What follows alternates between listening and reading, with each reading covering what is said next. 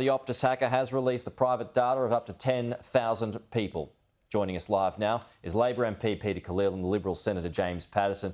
Good morning, gentlemen. First to you, Peter. First of all, your reaction to this? Oh, of course, very concerning, Pete. This is something, this security breach, which we know the Minister has pointed out, rests with Optus. We shouldn't be expecting this kind of breach of this nature from a large telecommunications company.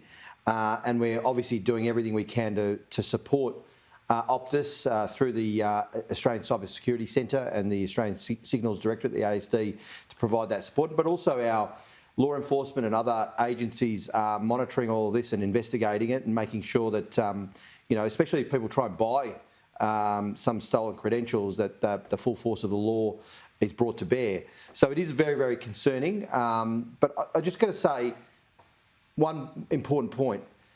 I've heard the opposition, a conga line of shadow ministers, led by Peter Dutton, the opposition leader, including James Patterson, who's here with me today, who've been clutching their pearls, sort of saying, being critical of the Minister for Home Affairs. Where is she? Where's the response?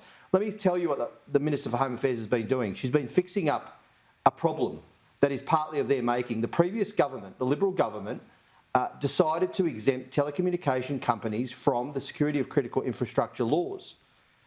They made that decision. It enabled this attack.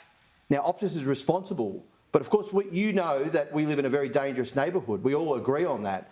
And that decision, and of course, the Minister for Communications was a former Optus executive, Paul Fletcher. So they left out the telcos because the telco said, oh, we've got this, we can handle it. But of course, that has meant that they have left not only the door unlocked in this dangerous neighbourhood when there's a rise of cyber attacks and cyber criminals and so on, they've left it wide open, they've left the back door open, and they've left the windows open. Okay, there's a bit to get through there, and I will get your response to that, James. But first of all, back to this threat today. The threat, it seems, has been backed up with action, with up to 10,000 people having had their data released. Now the threat is that 10,000 every day will have data leaked. Your thoughts on that? Peter, this will be very distressing news for Optus users this morning. I've been contacted over the last week by many anxious and concerned Optus users who've been asking why has the company made a decision to expose them in this way. And Peter Khalil is right. Optus bears the overwhelming responsibility for this, but that doesn't exempt the government from its responsibility, and the public response, at least from the government, has been slow. For 3 days after the attack, the Minister for Home Affairs made no public comment at all, and her first public comment came at three-quarter time of the grand final in the form of 3 tweets. It took 5 days before the Minister made a media appearance on ABC yesterday, and the Minister has still not fronted a press conference to answer questions about what the government did and when it did it. Now, I have no doubt that the highly professional team in our intelligence agencies, like the Signals Directorate, the Cyber Security Centre and the Australian Federal Police, are working day and night and throughout the weekend to do everything they can. But the public needs to be reassured that the government is using the powers that it has within its remit to address these issues. And until they hear the Minister say that she has done so, they don't know that. Peter's actually not correct. The telecommunications industry is not exempt from the security of critical infrastructure legislation. I encourage him to go and read it, and also to read the Parliamentary Joint Committee on Intelligence and Security's report into the legislation last year before it passed.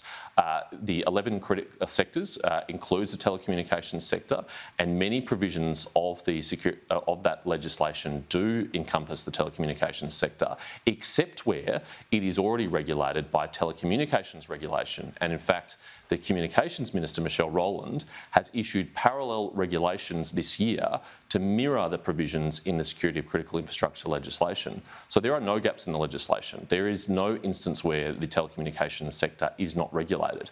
The only way in which the telecommunications sector is not covered by SOCI is if it is already covered by telecommunications regulation. So the intention of the Act, which I believe has been reflected in the law, and certainly the recommendations of the committee, was to ensure that everyone is covered by a minimum standard, and that if necessary, higher standards are applied to more sensitive industries. Now, it's not clear whether the Minister has applied all the powers available to her under the Act, and it's up to her to say if she has. Right. Peter, should Optus just pay the ransom? Well, hold on. Before I answer that kind of question, just to respond to James, the important word that he used, or two words, were except for.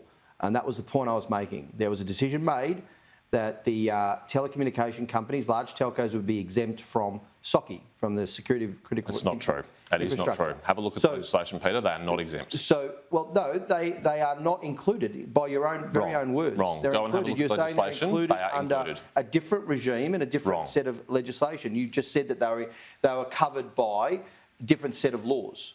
Is that right? Peter, they are covered both by SOCI and by telecommunications sector regulation. You were just saying except for when they are covered by the other set of laws. Anyway, we're getting into some fine detail here. Where I do agree with James, and what he did say correctly too, is that our agencies, the ASD, the Australian Cyber Security Centre, and AFP and other security agencies are working round the clock. And this sort of political criticism of the minister, when she's been working round the clock to, as he would know, when attacks like this happen, they can be at least initially very complex to work out what's going on. In this case, this has been a pretty simple hack, at least not a very complex hack, and obviously the anger that people have towards Optus for not preparing themselves and being properly protected from the cybersecurity attacks is a critical point in all of this debate. Okay. But the government is doing everything it can to try. What makes it a simple hack? Well, as I said, it is not a sophisticated hack as far as but what makes it a simple hack? Seen publicly. Well, I'm not a computer expert or a cyber expert like some others, but there are different levels of complexity, and the minister herself had pointed out that it wasn't necessarily a complex security hack. So should Optus just pay this ransom to stop more private information from being released? Peter, can I jump in quickly on this issue of whether it was a simple or sophisticated attack? Because this is a really important point. On the 7:30 report last night, the Minister for Home Affairs effectively accused Optus of misleading the public when Optus has said this is a sophisticated attack, and she said, in fact, it's a very basic attack.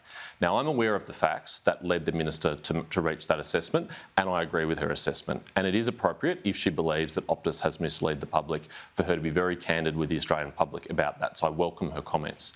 However, what she hasn't yet done is explain to the public the facts that she's aware of, which has led her to make that assessment. And I think the Australian people deserve to know, within the appropriate bounds, without revealing any classified intelligence or information, of course, Optus users in particular are entitled to understand if it is the case that Optus is misleading them about the severity of attack. That's a very serious accusation for a federal minister to make, and it's important that it's substantiated. And that seems like a fair enough point to argue against the Home Affairs Minister, Peter.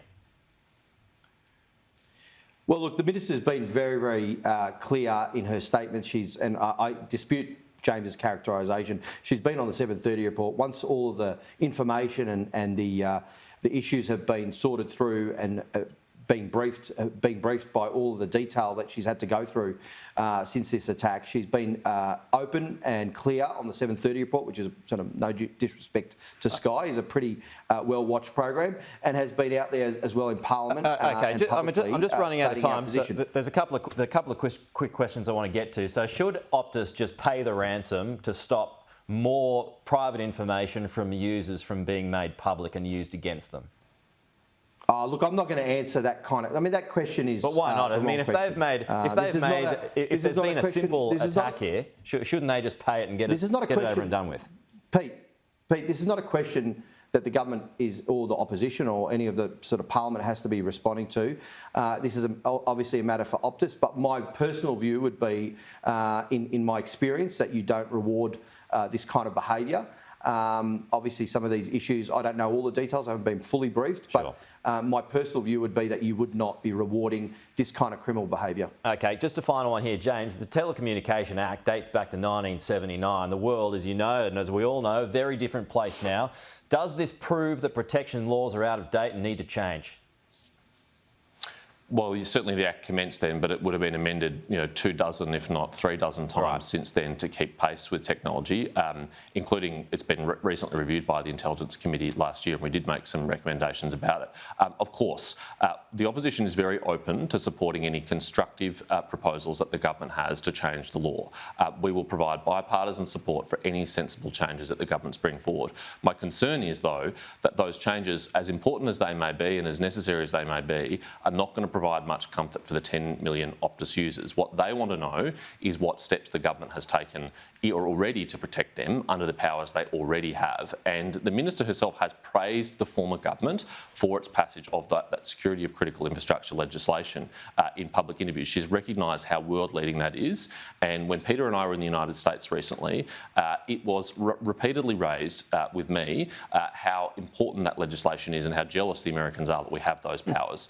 But the powers are only good if they're actually used, and that's the test that the Minister has to meet today and explain. Okay. Can I just say, Peter, just quickly, in response to James, very quickly, the Minister has also, and I agree with James, there is a real need for substantial reform. She's outlined that, and that includes investigating where cybersecurity requirements we currently have in place are fit for purpose, particularly for telcos and other companies. So there's an intention to work across the Parliament in pursuing this, and I'm really pleased to hear that the opposition is keen to work in a constructive way, because we do have to get these laws up to scratch and fit for purpose. Peter and James, nice extended chat there. Appreciate your time though. We've got to go, but thank you. We'll talk to you again soon.